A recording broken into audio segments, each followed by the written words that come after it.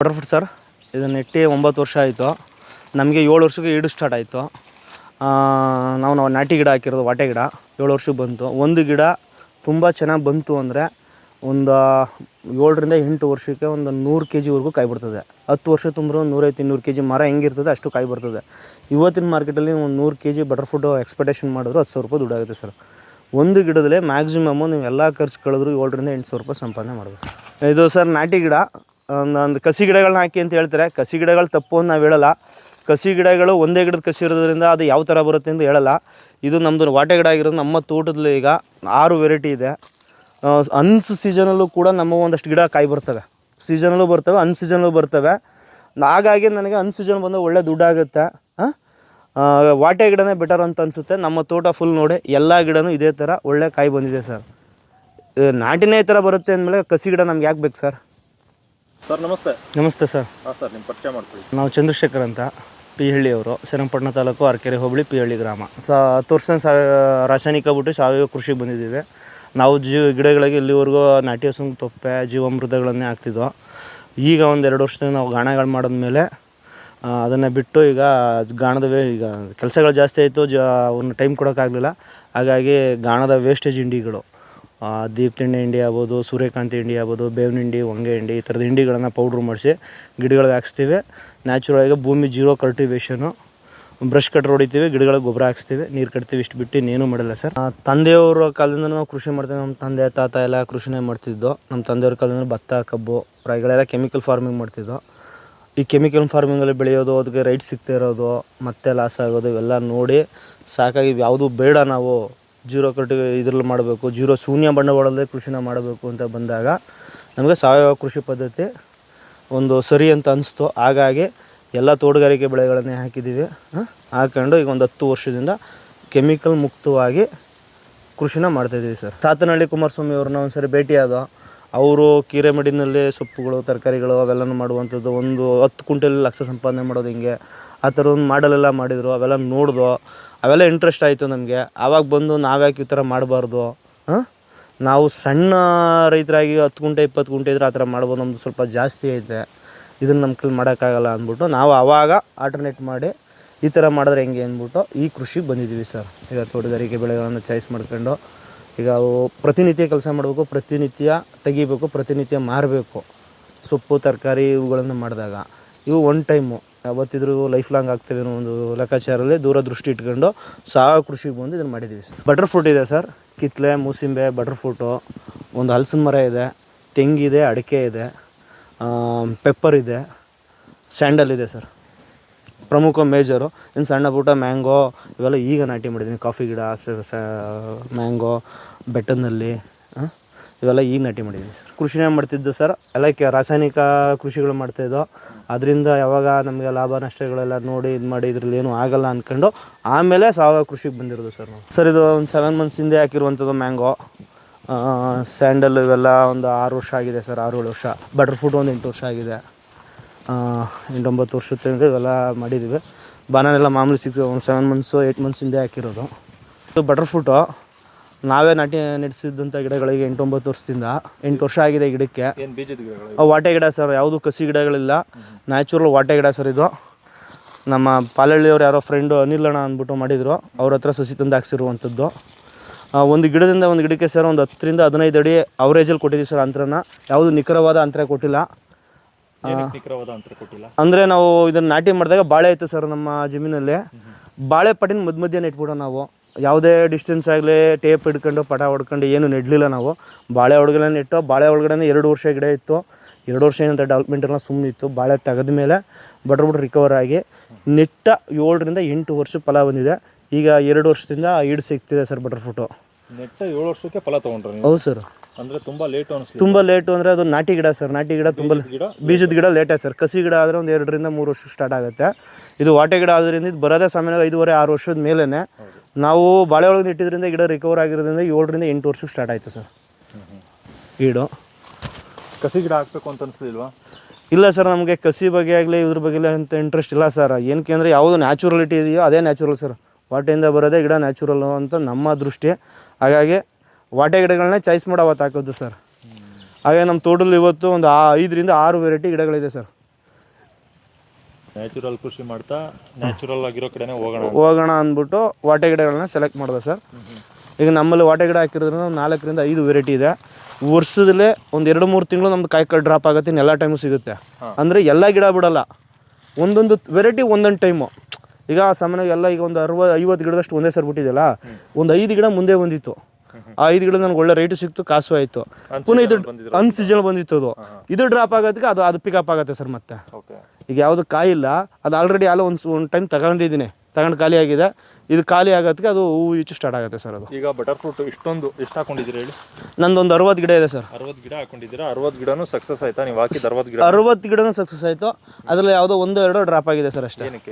ಏನು ಒಂದು ಗೊತ್ತಿಲ್ಲ ಸರ್. ಫುಲ್ ಎಲೆ ಇದೆ, ಈಡು ಕಮ್ಮಿ. ಸಾಮಾನ್ಯವಾಗಿ ಇಲ್ಲೇ ಇದೆ ನೋಡಿ, ಇದೊಂದು ವೆರೈಟಿ ಗಿಡ ಇದೆ. ಇದರಲ್ಲಿ ಇವತ್ತಿನವರೆಗೂ ಕಾಯಿಲ್ಲ, ಇಲ್ಲ. ಬಿಟ್ಟರೆ ಒಂದು 6 ಕಾಯಿ 10 ಕಾಯಿ ಅಷ್ಟೇ. ಈಗ ಬಿಟ್ಟಿದೆ, ಈಗಲೂ 1-2 ಕಾಯಿ ಬಿಟ್ಟಿದೆ ನೋಡಿ. ಒಂದು 2-3 ಕಾಯಿ ಬಿಟ್ಟಿದೆ. ಕಾಯಿ ಮಾತ್ರ ತುಂಬ ಕ್ವಾಲಿಟಿ ಬರ್ತದೆ, ಸೈಜ್ ಬರಲ್ಲ, ಚೆನ್ನಾಗಿ ಬಿಟ್ಟಿದೆ. 2 ಕಾಯಿ ಬಿಡುತ್ತೆ ಅಷ್ಟೇ. 2 ಕಾಯಿ 3 ಕಾಯಿ ಬಿಟ್ಟರೆ ಏನು ಮಾಡೋಕ್ಕಾಗುತ್ತೆ ಸರ್? ಆ ಗಿಡದಲ್ಲಿ ಎಷ್ಟು ಕಾಯಿ ಇದೆ, ಈ ಗಿಡ ಎಲ್ಲ ಕನ್ವರ್ಟ್ ಮಾಡ್ಕೊಂಡು ನನಗೊಂದು 20 ಕಾಯಿ ಒಳಗಡೆನೇ. ಇದು 20 ಕಾಯಿ ನಮ್ಗೆ ಹೊರ್ತಲ್ಲ. ಇದು 2 ವರ್ಷ ಬೇಕು ಅನ್ಸುತ್ತೆ ಇನ್ನೂ ಫಲ ಕೊಡೋಕ್ಕೆ. ಹೌದು, ಗೊತ್ತಿಲ್ಲ ಏನಾಗುತ್ತೆ ಅಂತ ಗೊತ್ತಿಲ್ಲ, ನಾವು ಬಿಟ್ಟಿದ್ದೀವಿ. ಓಕೆ, ಈ ಥರ ಇದೆ ಸರ್. ಇದನ್ನೆಲ್ಲ ಎಲ್ಲಿ ಮಾರಾಟ ಮಾಡ್ತಾ ಇದ್ದೀರಾ? ಎಷ್ಟು ಕಾಯಿ ಸಿಗುತ್ತೆ ನಿಮಗೆ ಸರ್? ಹೋದ ಸರಿ ಮೊದಲನೇ ಬ್ಯಾಚು 1 ಟನ್ನಷ್ಟು ಸಿಗಿತ್ತು ಸರ್. ಮಂಡ್ಯ ಸಾವಯವ ಕೆಂಪಣ್ಣನ ಅಂಗಡಿಯಲ್ಲೇ ಕೊಟ್ಟಿದೆ. 1 ಟನ್ ಅಲ್ಲೇ ಮಾರಿದ್ರಾ? 1 ಟನ್ನಷ್ಟು ಅಲ್ಲೇ ಮಾರಿದೆ ಸರ್. ಹೆಂಗೆ ಕೆಜಿಗೆ? ಕೆಜಿಗೆ ಸರ್ ಸ್ಟಾರ್ಟಿಂಗ್ ಎಲ್ಲ 150 ರೂಪಾಯಿ ಕೊಟ್ಟಿದೆ. ಆಮೇಲೆ ಒಂದು 80 ರೂಪಾಯಿ 90 ರೂಪಾಯಿ ಅಂದರೆ ಅನ್ಸೀಸನಲ್ ಕಾಯಿ ಸಿಕ್ಕಿತ್ತು. ಸೀಸನ್ ಸಿಕ್ಕಿತ್ತು, ಅನ್ಸೀಸನ್ ಅಲ್ಲ. ಸೀಸನ್ ಸಿಕ್ಕಿದ್ರಿಂದ 80, 90, 100, 150 ರೂಪಾಯಿವರೆಗೂ ಕೊಟ್ಟಿದ್ದೀನಿ ಸರ್. ಈ ಸರಿನೂ ಸ್ಟಾರ್ಟಿಂಗ್ ಅಲ್ಲ ಒಂದು 5-6 ಗಿಡ ಬಂದಿತ್ತು, ಕಾಯಿ ಬಂದಿತ್ತು.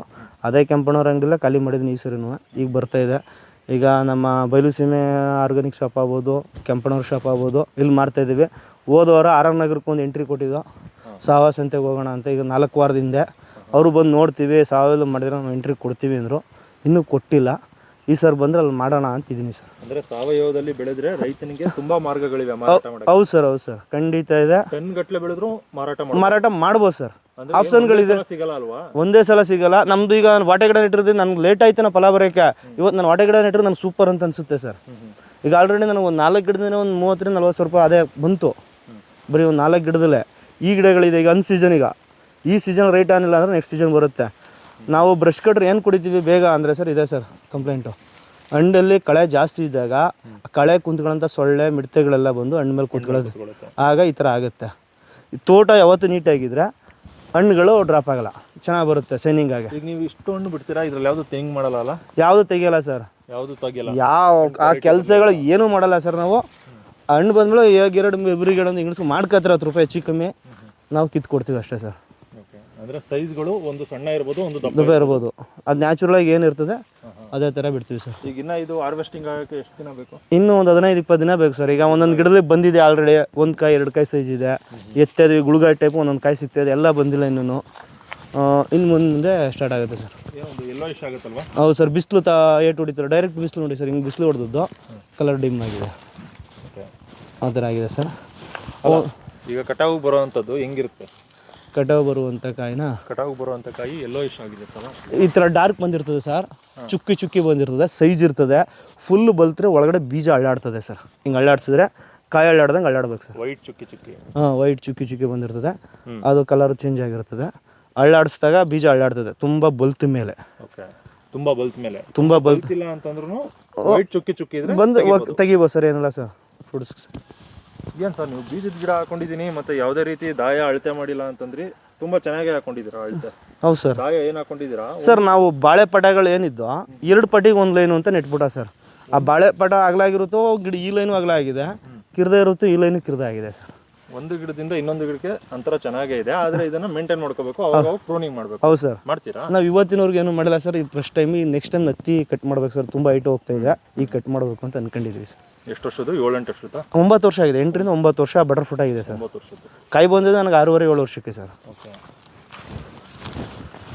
ಒಂದು ಮರದಿಂದ ಎಷ್ಟು ಸಂಪಾದನೆ ಮಾಡಿದ್ರಿ ಅಂತಂದರೆ?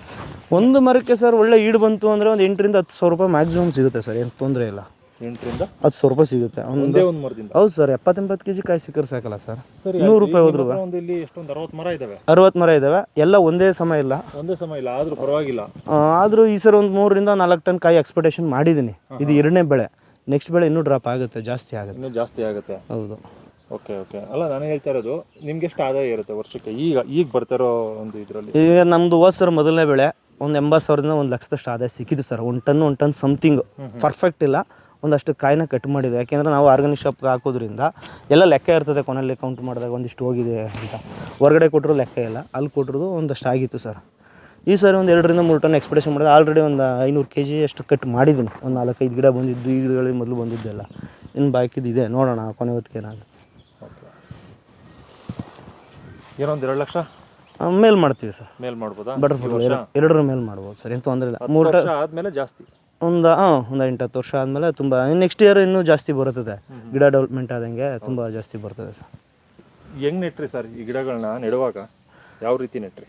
ನೆಡುವಾಗ ಮಾಮೂಲಿ ಗುಂಡಿ ತೆಗ್ಸಿ, ಬಾಳೆ ಒಳಗಡೆ ಗುಂಡಿ ತೆಗ್ಸಿ, ಸ್ವಲ್ಪ ಕೊಟ್ಟಿಗೆ ಗೊಬ್ಬರ ಹಾಕಿಸಿ, ಅದಕ್ಕೆ ಸ್ವಲ್ಪ ಬೇವಿನ ಹಿಂಡಿ, ಹೊಂಗೆ ಹಿಂಡಿ ಹಾಕಿಸಿ, ಆಮೇಲೆ ಗುಂಡಿಗೆ ಮೇಲೆ ಸ್ವಲ್ಪ ಮಣ್ಣು ಮುಚ್ಚಿ ಒಂದು 15 ದಿವಸ 20 ದಿವಸ ಅದನ್ನು ಮಾಗುಕ್ಕೆ ಬಿಟ್ಟು ಅದ್ರ ಮೇಲೆ ಗಿಡಗಳು ನೆಡ್ಸಿದೆ. ಅದ್ರ ಮೇಲೆ ಗಿಡ ನೆಡ್ಸಿದ್ದು? ಹೌದು ಸರ್, ಭೂಮಿ ಮಟ್ಟಿಗೆ ಗಿಡ ನೆಟ್ಟಿದೆ ಸರ್. ಏನಿದೆ ಗಿಡ ಅದೇ ಥರ ನೆಟ್ಟಿರೋದು ಸರ್.